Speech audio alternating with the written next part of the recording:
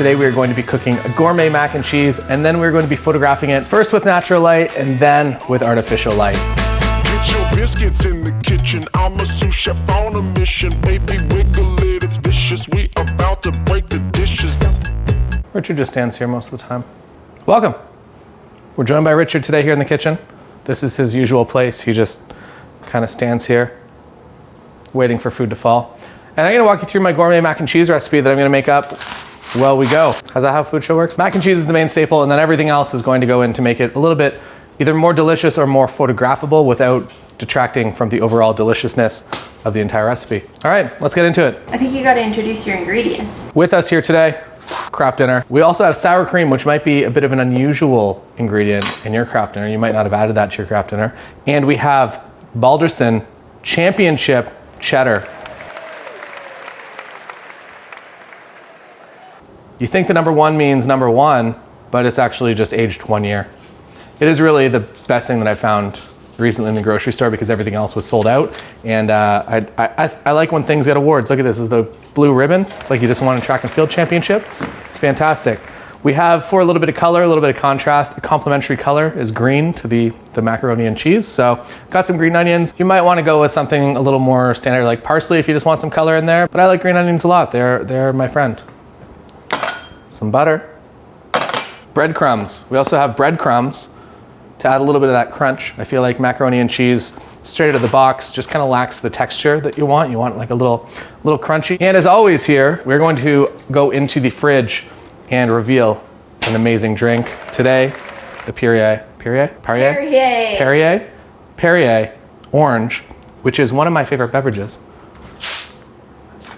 Very rewarding sound.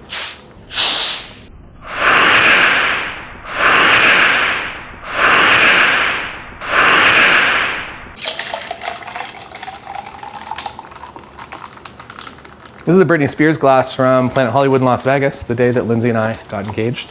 We went to see Britney Spears in Las Vegas and we bought these glasses. We have matching glasses. Remember when everybody thought we got engaged at the Britney Spears concert? It's the end of that story. What you want? I only have green onions and you do not like onions. It is the only food that Richard does not like is onions. So first I'm going to get the water boiling. We're gonna fill our pot with water here. It's a really excessively beautiful pot, an expensive dish for your Kraft dinner mac and cheese to be cooked out of. Lindsay thinks that this is too nice for me, that I should be cooking out of a shoe. You can't boil water in a shoe. Secret life hack is you just put a spoon like that, and whenever the water kind of starts to go up, it dissipates all the bubbles and it'll never boil over. Rather than putting salt in it, salt only raises the boiling point so your water just doesn't boil. If you put a wooden spoon, a dry wooden spoon, on top like this, your pot won't boil over. The bubbles will come up and then they'll dissipate because they hit something that they can't. I don't know why it works, but it just works. It's magic. While the water's boiling, we are going to, I don't know, what do we want to do? I'm gonna put this over here. Not sure why. Getting into this championship cheddar, number one cheddar, championship cheddar. My only other favorite cheese is Wookiee Whole, which is actually a product of the United Kingdom. And I like it primarily, one, because of the taste, but also because of the hilarious name. This is how you open cheese? I think this is how you open cheese today. How much cheese do we want? Probably that. So what you wanna do is you wanna take 1 knife full of cheese. We're gonna grade that up. We're gonna call it 1 cup. It's a bit of a dangerous sport. We have now increased the value of the mac and cheese approximately $6. You can also just cut this up into chunks because for the most part, it's just gonna be all melted in with the actual contents of the macaroni and cheese. But some of it's gonna be on top, the breadcrumbs, to make a little more photogenic, a little more photographable. How's it going, Richard? He just got some cheese. That's his first win was a little bit of cheese from here. Congratulations, Richard. It's all for now, bro. All for now. Maybe we'll cut it at, how many? What's your favorite number? Or just cut them all, we can use them later. Cut them all? Lindsay says to cut them all. Wow, so great knife skills. Using the dullest knife in the world, this one didn't even cut. I want them to be a little bit more, to really add that contrast. So they can be bigger pieces. They're not necessarily there for the palette. They're there a little bit for photography, but also because I'm a huge fan of green onions. In Japan, there's this place called Ichiran. They make beautiful bowls of ramen. And you walk into the vending machine and there's a button that you put in 200 yen.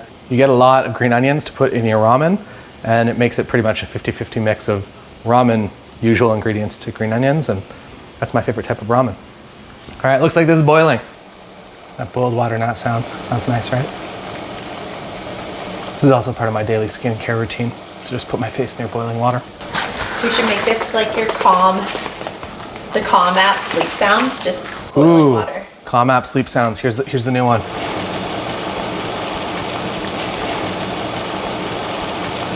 You can have rain or boiling water. I'm gonna get into this macaroni and cheese somehow. There's a little tab here that you're supposed to just poke your finger in, and everything went wrong. And what I'm gonna do is I'm gonna put the noodles in, and I'm going to cook them 2 minutes less than it recommends. So I want to undercook them by 2 minutes so that when we actually put it into the oven, which you're gonna see, that they cook basically and they finish in the oven. Lindsay suggests I preheat the oven. All I'm doing is broiling though, so do I need to preheat a broil? You 1000%, it's like a 500 degree thing. All right, so as this is boiling, we're now preheating the oven and we are bringing it up to a broil. Basically, I'm going to just be cooking. I just want the cheese and everything to look really nice on the top. And I almost want a little bit of that burnt texture for the photos, and also because texture-wise, I just enjoy kind of that crispiness of cheese. Sous Chef Richard, still here. All the cheese that we grated earlier, or at least I'd say half of it, it's actually gonna go in the pot once we add the Kraft dinner mix. Then the rest of it's going to go on top as a garnish with the breadcrumbs. I feel like I need these. So there's two ways that you can use this. One, you can pour everything through it. Two, you can just kind of go like this and just pour it out. I choose method number 2.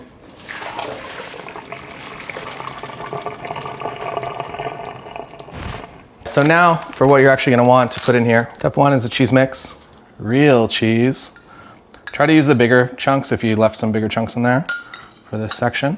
And then the remaining shredded is going to go on top. So already looking nice and cheesy. We'll do that right there. Next up, 1 spoon of butter. It wasn't quite a full spoon. It's now a measurement. And then 1 spoon of sour cream. And you might be like, wow, that's a crazy addition. And maybe you're right. Maybe this won't be good. I don't know. You're not gonna taste it. You're just gonna get to see it. So I'll lie to you. And now you stir it up like you're at the Witch's Brew in Salem. There's another soundbite for your sleep. And as you can see, it's like nice and stringy. Everything that we put in there, the sour cream, the cheese, just feels real nice. Real nice. This is gonna be a sleep soundtrack for somebody. Somebody that loves mac and cheese. This is going to be their sleep soundtrack. Actually makes you want to gag. Lindsay's wearing the headphones and she's hearing too much of this. A bad ASMR. Next week on Bad ASMR. Wow, I really like the dishes that you bought, Taylor. You must have invested a lot into these. They're very nice dishes. All right, here we go. Take a little butter. Grease the pan just a little bit with just a little bit of butter so that it just doesn't stick and it actually comes out. What are you gonna do with that spot? Oh God.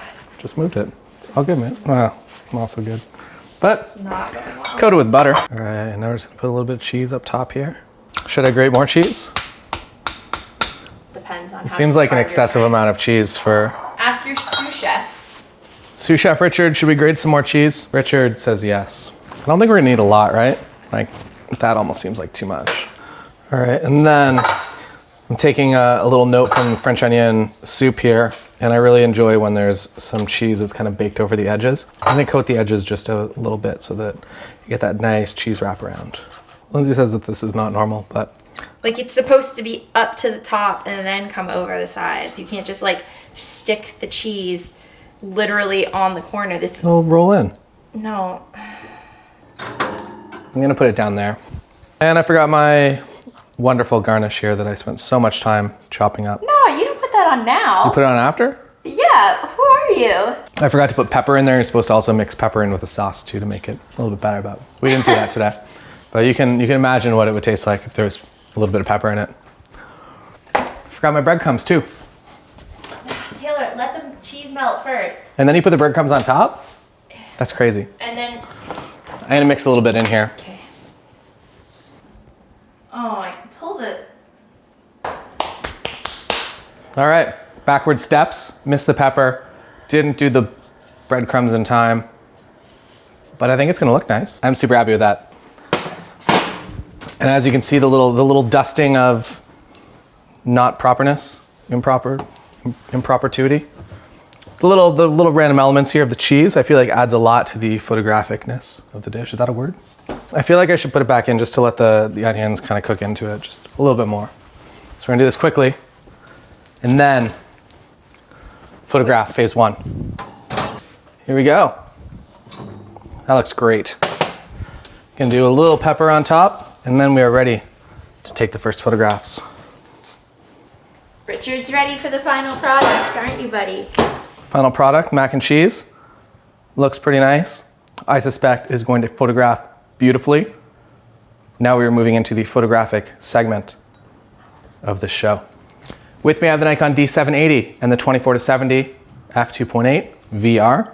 And it's just a regular zoom. It looks gigantic. And the goal of the show is to do one image in natural light and one in artificial light. So for the first image, I'm going to integrate the mac and cheese back into its family of the plants over here. The green of the green onions goes with all the plants that are over there. So let's go take some photographs. Most important part of food photography is to frame the dish that you actually are photographing. So right here, we're gonna be doing a top-down shot and we have green onions up in the top corner. We're gonna do some breadcrumbs up here and then a spoon bringing in the frame from the bottom. And we're gonna shoot it straight down. We've got some good leading lines on the floor that'll be nice and out of focus and some green up here and shot on white. I feel like it's going to come together to be a very nice shot. Let's get some breadcrumbs. Looking for stacking height. I'm going into live view mode on my Nikon camera here so that I can get a good angle from above. And I feel like I'm pretty happy with that. Just touch focusing just on the food itself. And it's important to have just the good proper top down from straight above since you are trying to photograph food. And I think that looks pretty great. When you're photographing in natural light or ambient light, you want to be as close to windows as you usually can. So if it's daytime and there's some good window light coming in, usually that's the best quality of light you're going to find. It's also going to come with some nice direction. It's essentially the same as setting up a huge softbox that if you have a huge window that's just shade coming in, that's nicely colored shade. If you have a bunch of trees out there and it's just bringing green in, maybe it's not so good, but by just like having a nice window that's in the shade, you're just going to create a lot of great light. We're knocking it down a little bit because there's some other stuff going on here. So I'm going to try one more natural lit shot. So a few of the last shots here in plain view of Richard, which I feel a little bit bad about.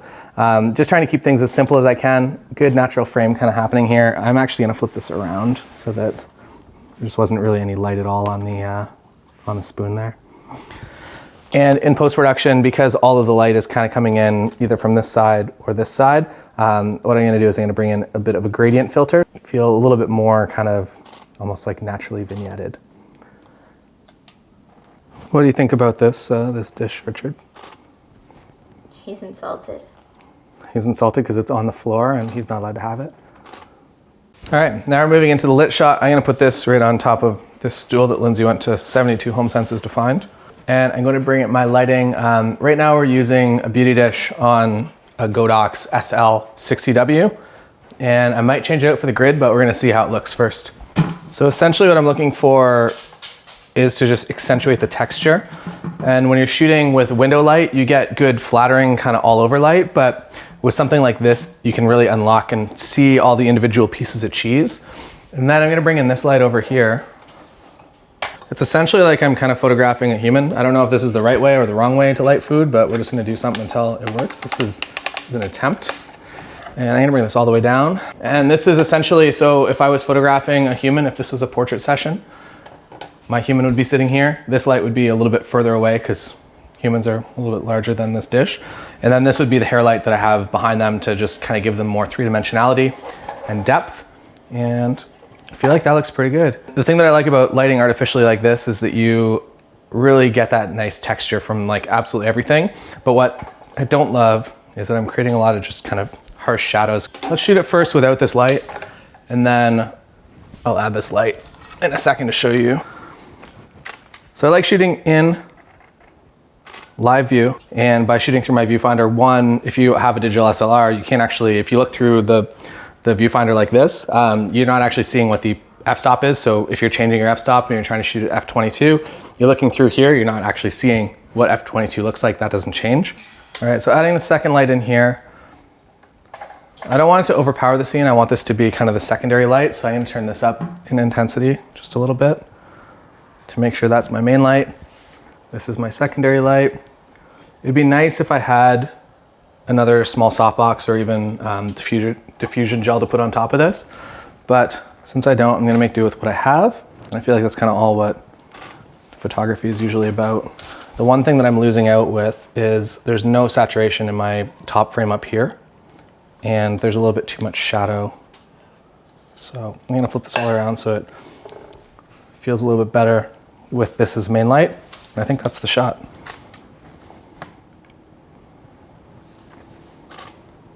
All right, now that we have that, I'm going to do a few close-up shots. Richard here is waiting patiently to really just devour what we spent all this time cooking. All right, and I'm shooting everything at f4 just to get a little bit more depth, a little bit more sharpness. And I'm kind of finding pockets that I actually like to just give some supporting images here as well. There you have it. Delicious macaroni and cheese that I'm going to be eating right now. Join me while I eat this mac and cheese. Wait, you look very spooky. There you have it. That's how you make and photograph a mac and cheese, and you get some pretty good images. I think we did pretty good today. I'm pretty happy with the mac and cheese, and I'm about to eat it, but not with this gigantic spoon, because that's it's a little too much. I'll use a normal spoon or a fork. Is that a controversial point? Fork versus spoon, macaroni and cheese. What do you use? Comment below. I suspect not many people got this far into the video, so if you're commenting below, thank you. I appreciate it. See you next time on Cooking with Taylor and also Richard. Get your biscuits in the kitchen. I'm a sous chef on a mission. Baby, wiggle it, it's vicious. We about to break the dishes.